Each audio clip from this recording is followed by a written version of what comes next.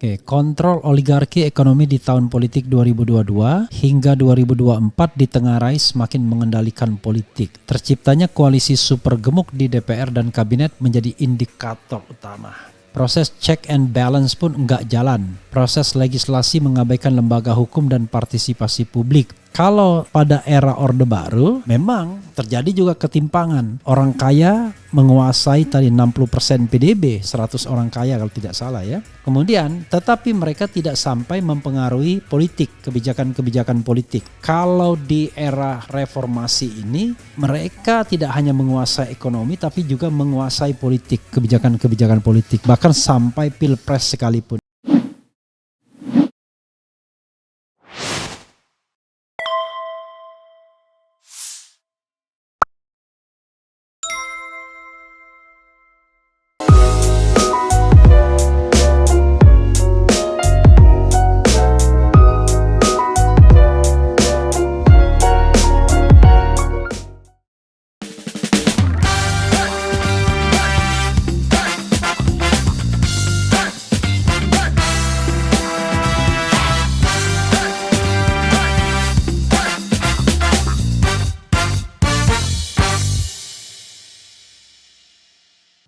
Assalamualaikum warahmatullahi wabarakatuh, Sobat RH sekalian.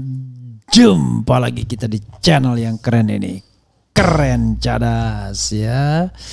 Kita bicarakan lagi, kita ulas lagi ya, kali ini soal pernyataan dari Indef ya, Profesor Didin Damanhuri. Ini penting ini Sobat RH sekalian untuk paham dan tahu bagaimana situasi dan kondisi politik dan ekonomi kita hari ini ya.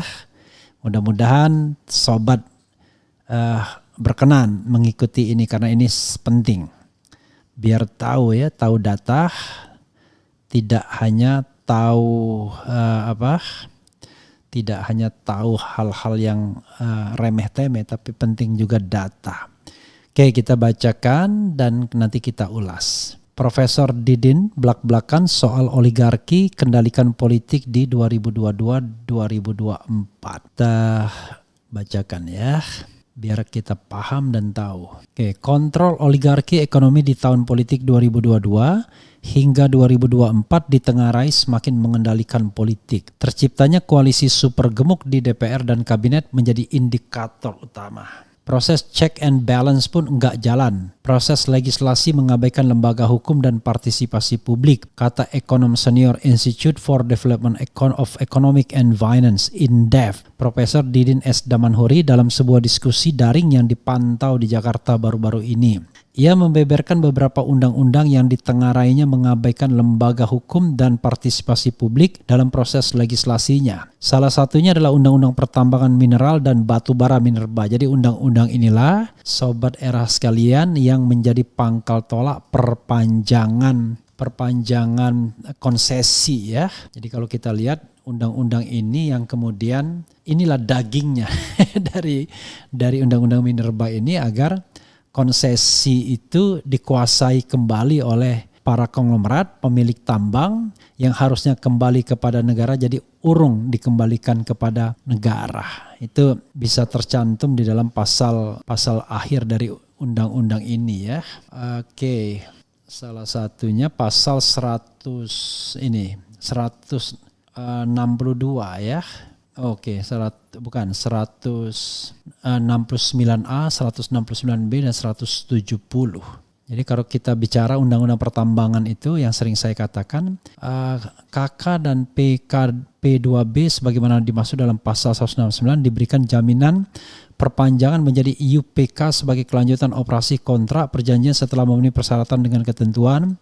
Kontrak perjanjian yang belum memperoleh perpanjangan dijamin mendapatkan 2 kali perpanjangan dalam bentuk IUPK sebagai kelanjutan operasi kontrak perjanjian masing-masing untuk jangka waktu paling lama 10 tahun sebagai kelanjutan operasi setelah berakhirnya KK atau PKP2B dengan mempertimbangkan upaya peningkatan penerimaan negara. Nah ini ya, kontrak perjanjian yang telah memperoleh perpanjangan pertama dijamin untuk diberikan perpanjangan kedua dalam bentuk IUPK sebagai kelanjutan operasi kontrak perjanjian untuk jangka waktu paling lama 10 tahun sebagai kelanjutan operasi setelah berakhirnya perpanjangan pertama KK atau PKP 2B dengan mempertimbangkan upaya peningkatan penerimaan negara. Jadi saudara sekalian, inilah daging dari Undang-Undang Minerba, yaitu adanya perjanjian, adanya ketentuan perpanjangan kontrak 2 kali 10 tahun. Makanya undang-undang ini buru-buru diselesaikan ya. Undang-undang ini buru-buru disetujui karena dengan demikian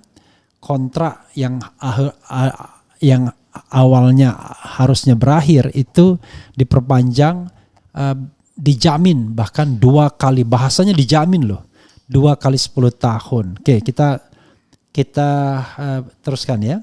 Begitu juga dengan Undang-Undang Komisi Pemberantasan Korupsi KPK, Undang-Undang Cipta Kerja atau Ciptaker, Undang-Undang Mahkamah Konstitusi, Undang-Undang Ibu Kota Nusantara, Undang-Undang Harmonisasi Peraturan Perpajakan atau HPP, dan terakhir Perpu Ciptaker. Kendati oligarki kata dia juga terlihat dari kasus minyak goreng, kenaikan harga BBM, kendali oligarki kata dia juga terlihat dari kasus minyak goreng, kenaikan harga BBM, Komisi Pemilihan Umum atau KPU yang penuh rekayasa dan kontroversi, kasus Partai Umat, dugaan pencapresan, KPU yang mau mengubah sistem pemilu dan tanpa konsultasi terlebih dahulu ke DPR dan lain-lain. Hal serupa juga terkait adanya upaya jabatan presiden 3 periode dan penundaan pemilu 2024. Tidak heran Indeks Demokrasi Indonesia menurut The Economic Intelligence Unit terus merosot sejak 2016 ucapnya. Dengan makin ofensifnya oligarki ekonomi pada gilirannya semakin menjauhkan proses transisi demokrasi politik menuju demokrasi substantif. Untuk itu dibutuhkan reformasi mendasar sistem politik yang dapat menjamin tercapainya demokrasi ekonomi. Ini karena suburnya oligarki ekonomi di era reformasi, karena dibiarkannya para oligarki ekonomi menjadi investor politik di semua tingkatan pemilu, papar Profesor Didin. Dia menegaskan di era reformasi prosedur demokrasi politik berjalan tapi oligarki ekonomi mengendalikan politik.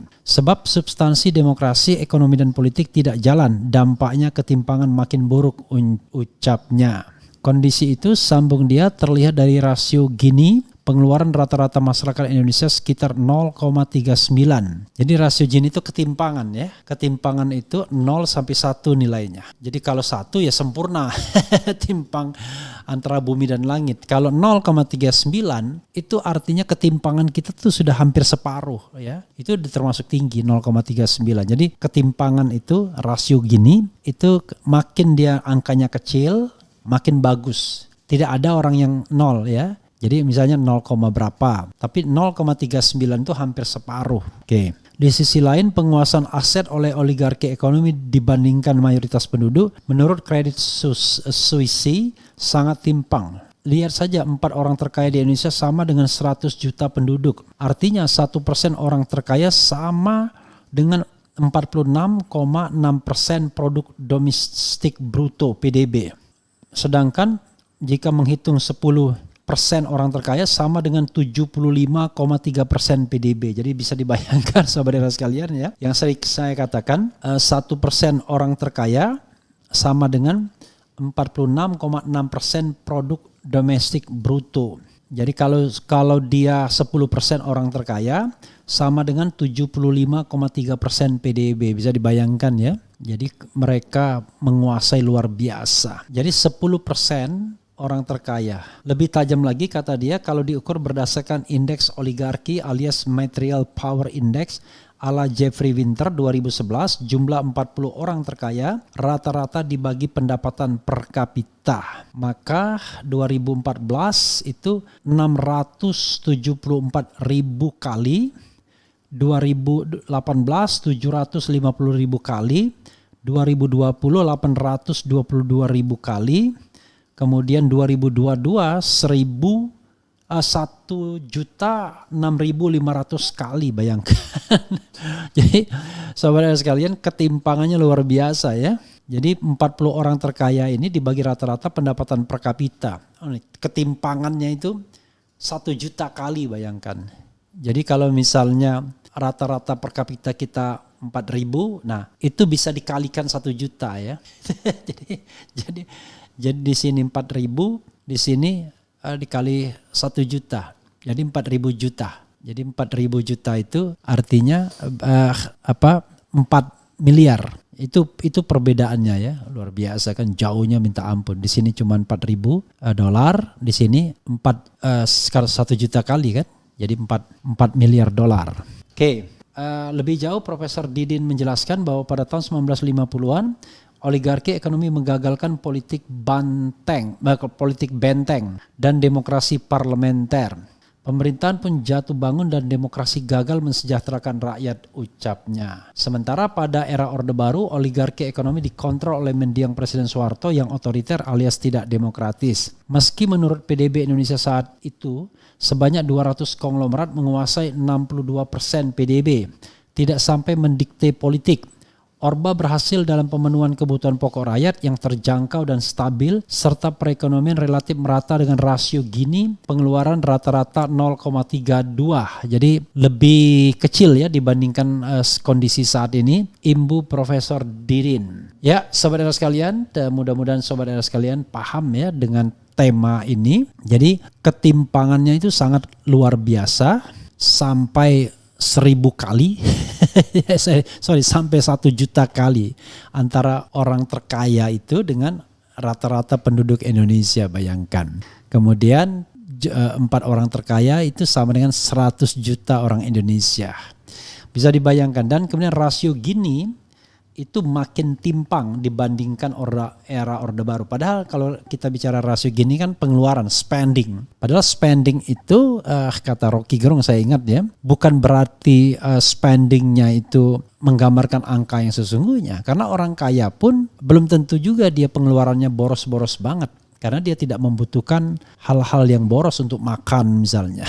Artinya bukan dia tidak mampu membeli, tapi dia tidak memerlukan itu. Sehingga kalau misalnya hitungannya ketimpangan lebih real lagi, jauh lebih timpang dibandingkan angka-angka yang tersaji. Jadi problem akut kita sobat era sekalian sejak Orde Baru ya, sejak Orde Lama bahkan adalah problem ketimpangan yang luar biasa. Itu yang namanya disparity. Nah, soalnya adalah kalau pada era Orde Baru memang terjadi juga ketimpangan.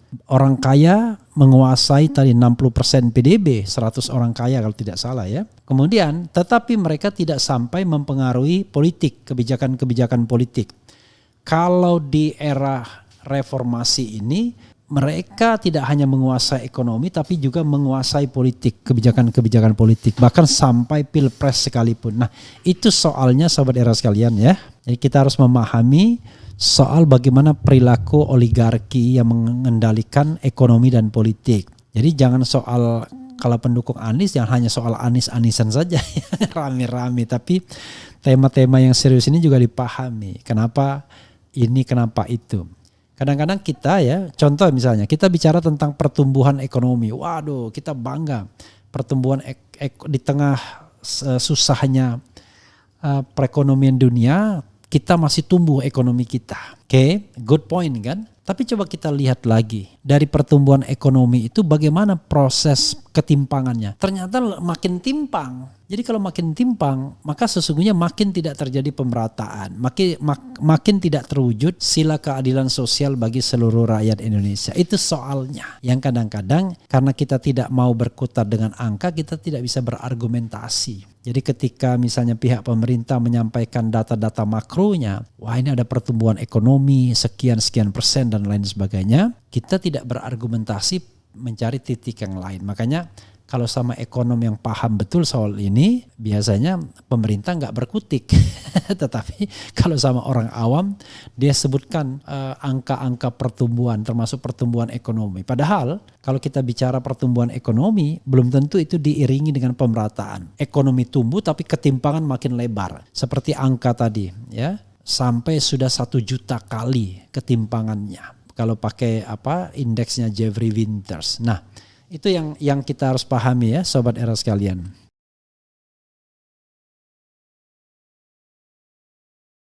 Sobat era sekalian, coba kita lihat ini berita yang menarik ya mengenai kudeta konstitusi. Dan ini adalah cuitan Rizal Ramli mengenai potensi untuk adanya kudeta konstitusi. Kudeta ini sobat era sekalian tentu ya namanya kudeta konstitusi ya tentu tidak sah ya. Tentu itu merupakan hal yang tidak sepatutnya diteruskan karena menentang konstitusi. Konstitusi atur 2 kali masa jabatan pemimpin negeri, tak boleh diperpanjang lagi, cukup sudah 2 kali. Itu syair lagu dari ganti presiden. Sahabat era sekalian, kita santai-santai ya. Dari Sulawesi Selatan, Makassar dan beberapa daerah lainnya, ada satu kata yang saya ingat di sana, nongki-nongki. Banyak ada kafe nongki-nongki. Nongki itu artinya nongkrong dan ngopi gitu ya. Oke, kita bacakan ya soal heboh cuitan Rizal Ramli ini ya. Bagaimana duduk persoalannya, duduk perkaranya. Lumayan sahabat sekalian, terima kasih juga dengan rekan di Luwu Timur ya yang memberikan badik ini dari besi tua, besi putih dan lama ya. Jadi sebagai souvenir tentunya ya. Jadi saya diberikan ini juga oleh teman dari Luwu Timur. Oke, coba kita bacakan sahabat era sekalian. Heboh cuitan Rizal Ramli. Bongkar isu Dewan Kudeta Konstitusi, Hensat kalau ada niat itu jahat. Ya tidak hanya jahat tapi makar ya. Suara.com, analis komunikasi politik Universitas Paramadina, Henry Satrio alias Hensat berharap tidak ada lagi upaya menambah atau memperpanjang jabatan Presiden Jokowi. Harapan itu disampaikan Henry Satrio menanggapi cuitan ekonom kawakan Rizal Ramli. Rizal Ramli sebelumnya mencuit tentang adanya upaya kudeta konstitusi untuk memainkan kembali isu penambahan atau perpanjangan jabatan presiden. Upaya itu disebut Rizal sudah dijalankan lewat pertemuan Dewan Kudeta Konstitusi yang dihadiri para pejabat dan Taipan. Henry Satrio berharap apa yang menjadi cuitan Rizal Ramli itu benar-benar tidak ada. Sebab jika itu benar adanya, founder kedai kopi ini menilai tindakan tersebut merupakan kejahatan. Anda ya, if. Ya semoga nggak ada Dewan Kudeta Konstitusi, semoga nggak ada. Makanya kan gua bilang kalau ada niat itu jahat ya. Mudah-mudahan nggak ada, kata Henry dihubungi Selasa ya. Balas cuitan Rizal Ramli. Sebelumnya Henry melalui akun Twitter Satrio Henry menyampaikan hal serupa saat membalas cuitan Rizal Ramli. Teruntuk Dewan niat kudeta konstitusi yang kalian lakukan itu jahat, cuit Henry. Henry meminta tidak ada lagi wacana 3 periode Jokowi yang kembali digaungkan. Menurut dia wacana itu tidak patut dibunyikan kembali seperti yang sudah terjadi sebelumnya. Jangan ada lagi dengung-dengungan itu atas nama apapun termasuk demokrasi. Yang patut-patut saja, yang wajar-wajar saja, yang bisa disuarakan banyak kok, nggak cuma 3 periode, kata Henry ya. Oke, kita teruskan ya. Diketahui cuitan Rizal Ramli tentu selalu menuai sorotan publik. Kritikannya yang pedas menjadi alasan utama. Terbaru soal ia memberikan cuitan soal kudeta konstitusi. Cuitan Rizal Ramli itu diunggah pada 23 Desember 2022 lalu. Kudeta konstitusi di-launch 9 bulan yang lalu pakai hoax big data dan polling RP. Rakyat super puas, kompak dilawan kawan-kawan pro demokrasi, gagal. Berikutnya naikkan calon boneka, pangeran TikTok ndak ngangkat. Sebulan lalu pertemuan Dewan Kudeta Konstitusi putuskan putar lagi plus 3 tahun. Tulis Rizal Ramli dikutip pada Selasa 27/12. Selain itu Rizal Ramli juga memberikan data bahwa pertemuan Dewan Kudeta Konstitusi itu dilakukan di suatu tempat. Pertemuan Dewan Kudeta Konstitusi itu dihadiri tokoh-tokoh, pejabat-pejabat dan taipan-taipan di Pulau G. Putuskan akan bulldozer ulang rencana perpanjangan jabatan 3 atau 5 tahun dengan cara mendompleng gelombang kembali ke UUD 1945. Orkestra sudah siap, partitur-partitur sudah dibagikan dan bandar siap bayar, tulisnya luar biasa ya.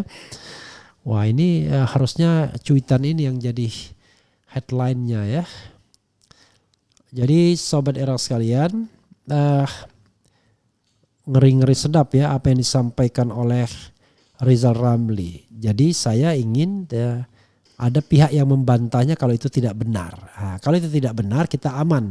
Tapi kalau tidak ada yang membantah maka itu menjadi persoalan ya. Sobat Era sekalian, ya saya pun juga mendengar ya bahwa isu mengenai 3 periode itu adalah isu yang bukan main-main, isu yang serius, isu yang memang diupayakan, bukan isu yang tidak diupayakan. Dan upayanya ya mulai dari testing the water, bicara big data, dukungan rakyat, dan lain sebagainya.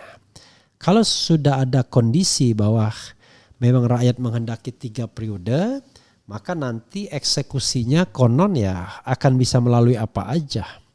Nah yang paling hot sekarang ini adalah isu kembali ke Undang-Undang Dasar 1945 yang artinya jangankan 3 periode, 7 periode seperti Pak Harto pun gak ada masalah karena konstitusi Undang-Undang Dasar 1945 versi PPKI itu tidak mengandung pembatasan masa jabatan dan presiden cukup dipilih oleh MPR. Kalau ini terjadi maka gelombang 3 periode akan menguat kembali dan cukup menguasai MPR yang barangkali jumlahnya kalau sekarang kurang lebih 700 lah. 575 ditambah 136. 675 ditambah 36 ya lebih kurang 700 lebih. Let's say 800 misalnya. Maka kalau 800 itu ya cukup kira-kira 500 orang, artinya 5 triliun kalau masing-masing dikasih 10 miliar selesai permainan. Nah kita tidak ingin seperti itu Sobat Era sekalian ya. Kita ingin bahwa bangsa ini didasarkan pada kesepakatan-kesepakatan yang sudah kita gaungkan ya. Satu kesepakatannya adalah bahwa masa jabatan itu adalah sekali dalam 5 tahun. Masa jabatan itu 5 tahun dan sesudahnya dapat dipilih kembali. Artinya maksimal 2 periode. Itu kita harus pegang. Yang kedua adalah pemilu dilaksanakan secara jujur dan adil. Kita harus pegang juga. Jangan pegang masa jabatan saja tapi pemilunya tidak jujur dan tidak adil. Jadi kalau kita mau mempraktikkan konstitusi haruslah kafah. Ya. Jadi jangan main kudeta-kudeta konstitusian ya. Apalagi itu didalangi oleh kekuatan-kekuatan yang saat ini berkuasa. Wah tambah runyam. Bagaimana mungkin orang yang berkuasa atau pemimpin kita tidak menunjukkan ketaatan pada konstitusi ya. Sekali lagi konstitusi atur 2 kali masa jabatan pemimpin negeri tak boleh diperpanjang lagi, cukup sudah 2 kali. Konstitusi nggak boleh diubah. Boleh diubah tetapi perubahannya berlaku ke depan bukan berlaku saat ini. Jangan ajarkan rakyat tentang pembangkangan. Cukup 2 periode nggak bisa ditawar atau diubah. Hormatilah konstitusi yang sudah disepakati bersama bila kita ingin demokrasi ini berjalan terus. Jadi sahabat Era sekalian, apakah konstitusi bisa diubah? Bisa diubah. Tapi kalau itu menyangkut masa jabatan ya dari kekuasaan yang hari ini menjabat, maka konstitusi itu berlakunya ke depan, tidak berlaku surut atau berlaku saat ini secara langsung sekonyong-konyong. Karena kalau tidak itu akan mengacaukan suasana ketatanegaraan. Jadi kalau misalnya nanti ada perpanjangan masa, ada aturan yang mengatakan periode presiden itu 7 tahun, ya tidak berlaku buat Presiden Jokowi sekarang. Atau misalnya ada amandemen yang mengatakan bisa 3 periode, itu tidak berlaku pada Jokowi sekarang. Sebaiknya begitu. Kenapa? Agar tidak ada yang namanya subjektivitas. Jadi 3 periode itu tidak berlaku untuk SBY dan tidak berlaku bagi Jokowi karena mereka terpilih dari rezim Undang-Undang Dasar yang lama. Nah, yang baru. Jadi ngesetnya itu jelas dari awal ya. Ya, sobat Era sekalian, Betty Nurbaiti sangat mencerahkan. Oke, siap Bung, mantap jiwa. Alhamdulillahirabbil alamin ya. Lucu, presiden terburuk dalam sejarah Indonesia kok mau jadi presiden seumur hidup. Selain melanggar konstitusi juga kebijakannya yang banyak merugikan rakyat. Tapi sekali lagi Bang RH di NKRI ini banyak sekali stok pemimpin yang ada di daerah, hanya mereka tidak terekspos karena tidak ada duit. Kita yang akan mengeksposnya nanti ya. Tunjukkanlah siapa calon pemimpinnya, asal memang canggih pemikirannya. Jangan pemikirannya rodok-rodok ngawur ya. Tapi betul-betul canggih, punya pendidikan yang baik ya, punya pemikiran yang baik, bukan sensasi ya. Oke. Itu saja Sobat Era sekalian. Wassalamualaikum warahmatullahi wabarakatuh. Ciao.